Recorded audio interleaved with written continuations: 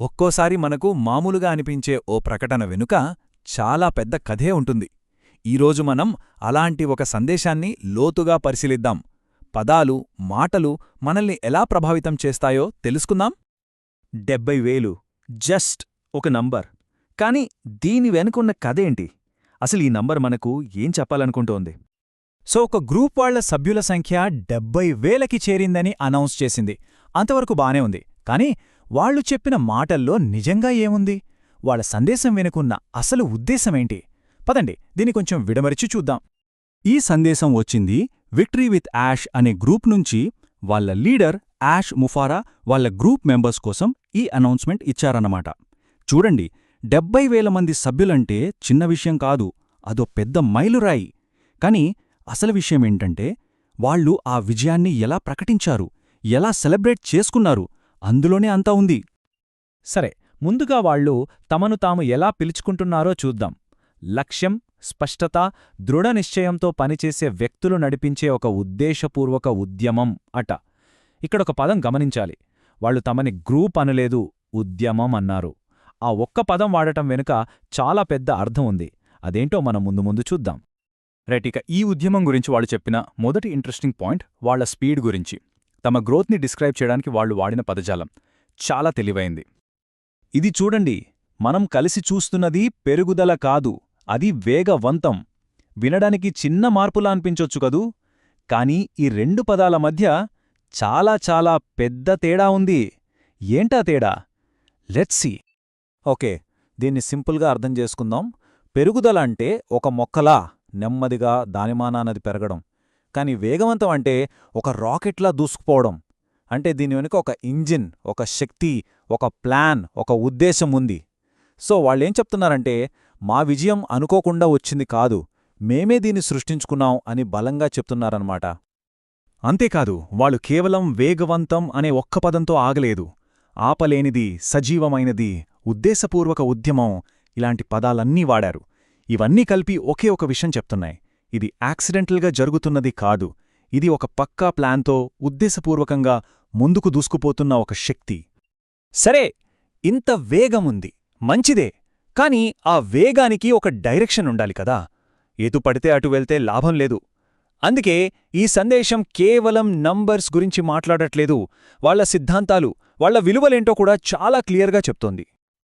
ఇవి చూడండి, ఉత్సాహం కన్నా నాయకత్వం ముఖ్యం, వేగం కన్నా ఖచ్చితత్వం ముఖ్యం, గందరగోళం కన్నా దార్శనికత ముఖ్యం. ఇవి జస్ట్ సలహాల్లా లేవు కదా, ఒక రూల్ బుక్లా ఉన్నాయి. ఇలా పాయింట్ల వారీగా చెప్పడం ద్వారా వాళ్ళు ఏం కన్వే చేస్తున్నారంటే, మేం ఏదో ఆషామాషి గ్రూప్ కాదు, మాకంటూ కొన్ని ఖచ్చితమైన రూల్సున్నాయి, మేమొక సీరియస్ ఉద్యమం అని నొక్కి చెప్తున్నారన్నమాట. ఇది వాళ్ల మెంబర్స్కి ఒక సీరియస్నెస్ ఇస్తుంది. ఇక్కడ ఇంకో చాలా క్లవర్ టెక్నిక్ వాడుతున్నారు. వాళ్లు తమని తాము ఎలా ప్రొజెక్ట్ చేసుకుంటున్నారు? స్పష్టత, పురోగతి, ఐక్యత. మరి బయట ప్రపంచం? వాళ్ల దృష్టిలో అది మొత్తం గందరగోళం, సంకోచం, నాయిస్. సో సింపుల్గా చెప్పాలంటే, మేం సొల్యూషన్, మిగతాదంతా ప్రాబ్లం. దీనివల్ల ఆ గందరగోళంలో ఉన్నవాళ్లకి ఈ గ్రూప్ ఒక్కటే మార్గంగా కనిపించేలా చేస్తున్నారు. ఓకే, ఇప్పటిదాకా వాళ్ల స్పీడ్ గురించి, వాళ్ల వాల్యూస్ గురించి డిఫైన్ చేశారు. ఇప్పుడు ఈ మెసేజ్లోని అస్సలైన క్లైమాక్స్కి వస్తున్నారు. ఇక్కడే వాళ్ల మెంబర్స్కి ఒక చాలా పెద్ద ఎమోషనల్ పిలుపునిస్తున్నారు. మనమిక్కడ చరిత్రను చూడటానికి లేము, మనం చరిత్రను సృష్టించడానికి ఉన్నాము. వావ్, చాలా పవర్ఫుల్ లైన్ కదా. దీని వెనకున్న స్ట్రాటజీ ఏంటో చూసే ముందు ఒక్క క్షణం ఈ మాటల బరువుని ఫీల్ అవ్వండి. ఈ ఒక్క స్టేట్మెంట్తో ఏం జరిగిందంటే, గ్రూప్లో ఉన్న ప్రతి మెంబర్ కూడా కేవలం ఒక ఫాలోవర్గా కాకుండా తనే చరిత్రను రాస్తున్న ఒక హీరోగా ఫీలవుతాడు. ఇది వాళ్లకి మాటల్లో చెప్పలేని ఒక పర్పస్, ఒక పవర్ ఇస్తోంది. అంటే నేనేదో గ్రూప్లో మెంబర్ని కాదు, నేను హిస్టరీ క్రియేట్ చేస్తున్నాను అనే ఫీలింగ్ని క్రియేట్ చేస్తుంది. సరే, ఇదంతా బాగుంది, ఇంత మోటివేషన్ ఇచ్చారు. మరి తర్వాతేంటి? ఆ సందేశం ముగింపులో వాళ్లు ఫ్యూచర్ వైపు చూపిస్తున్నారు. ఇప్పటివరకు సాధించిన విజయాల గురించి చెప్తూనే ఇక ముందేం చేయాలో కూడా ఒక క్లియర్ డైరెక్షన్ ఇస్తున్నారు. ఈ మాటలు వింటుంటే ఎలా అనిపిస్తోంది? బెస్ట్ ఇంకా రావాల్సింది, ఇంకా చాలా రాబోతోంది, మేం రెడీగా ఉన్నాం. ఈ మాటలు ఫ్యూచర్ మీదున్న ఎలాంటి భయాన్నైనా పోగొట్టి ఒక స్ట్రాంగ్ కాన్ఫిడెన్స్, ఒక హోప్ నింపుతాయి. అంతా మన మంచికే జరగబోతోంది అనే భరోసా ఇస్తాయి. ఇక ఫైనల్గా 2 సింపుల్ అండ్ డైరెక్ట్ కమాండ్స్ ఇచ్చారు. ధైర్యంగా నిలబడండి, బాగా నడిపించండి. చూడండి, ఇదొక సలహా కాదు, ఇదొక ఆదేశం. ప్రతి మెంబర్ మీద ఒక బాధ్యత పెడుతున్నారు. మీరంతా లీడర్స్, సో లీడర్స్లాగే ఉండండి అని గుర్తుచేసే ఒక పవర్ఫుల్ కాల్ టు యాక్షన్ ఇది. సో మొత్తం మీద చూస్తే ఈ మెసేజ్ వెనుకున్న కమ్యూనికేషన్ స్ట్రాటజీ చాలా క్లియర్గా ఉంది. ఫస్ట్, మామూలు పెరుగుదలని వేగవంతం అని రీఫ్రేమ్ చేశారు.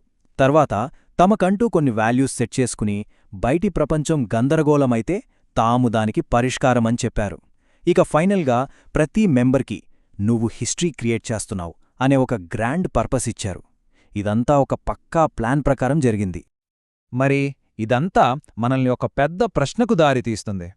ఈ డిజిటల్ యుగంలో ఒక మామూలు ఆన్లైన్ గ్రూప్నే ఒక పవర్ఫుల్ ఉద్యమంగా మార్చేదేంటే? అది కేవలం మెంబర్ సంఖ్యనా, లేక వాళ్ళు వాడే మాటలా? ఆ పదాల వెనుక ఉన్న శక్తిలో అసలు మ్యాజిక్ ఉందేమో? దీని గురించి కాస్త ఆలోచించండి.